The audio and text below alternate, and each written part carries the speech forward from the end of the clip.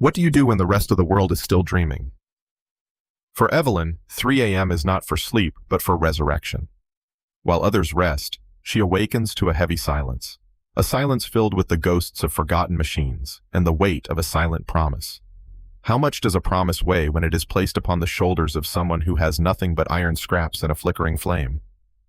Tonight, like every night for the past year, the symphony begins. It is a dance of metal and light, and a battle against the ticking clock. The air smells of wood dust and engine grease. To anyone else, it is a graveyard of junk. To her, it is a workshop of hope. In this forgotten corner of the world, time does not flow. It is crafted, bit by bit, through the sheer will of a girl's spirit. Every movement is deliberate. Every breath is controlled. She is the conductor of a mechanical orchestra that the world has long since abandoned. She is not just fixing watches.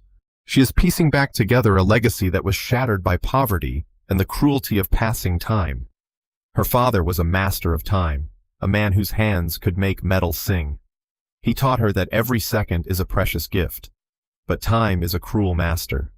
It took his breath away, leaving behind only the cold hum of machines and a dream left half-finished.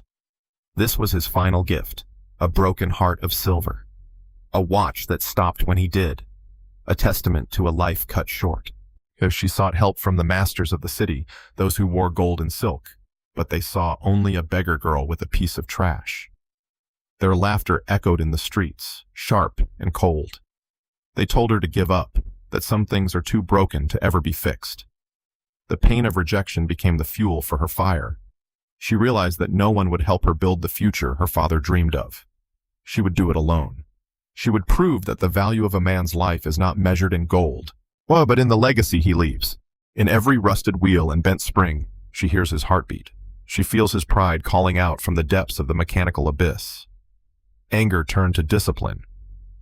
Grief turned into a relentless pursuit of perfection. The girl who was laughed at was about to become a legend. Let them sleep in their mansions of gold. Evelyn is awake, and she is building an empire out of the things they threw away.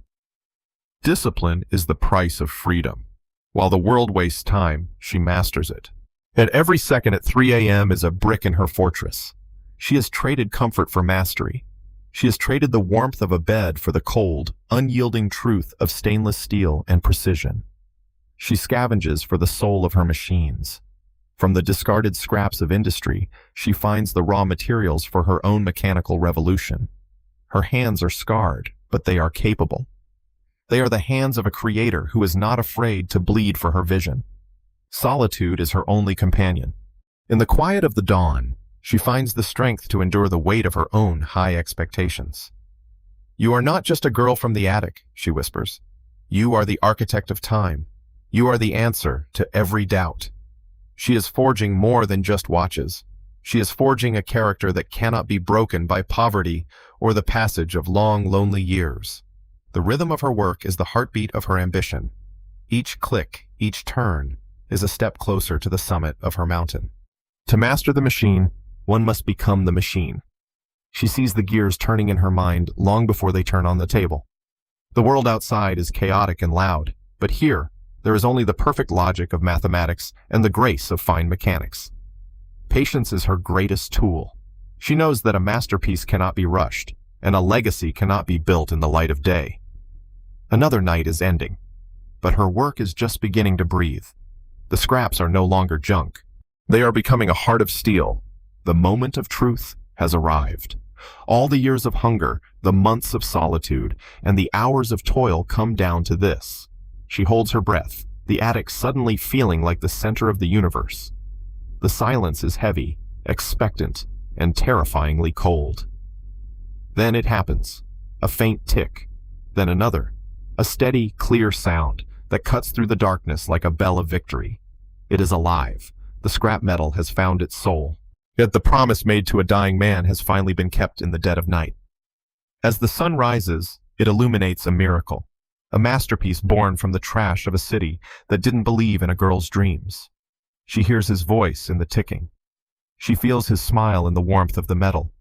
She is no longer just a poor girl. She is a creator. Value is not found in the materials, but in the spirit of the maker. She has turned sorrow into a symphony of steel and light. Look at what can be built from nothing. Look at what a person can do when they refuse to let their circumstances define their destiny. This is the first of many. This is the seed of an empire that will change how the world looks at the passing of time. From the fragments of a broken past, she has constructed a gateway to a brilliant and unstoppable future. The symphony has just begun. The girl from the attic is gone.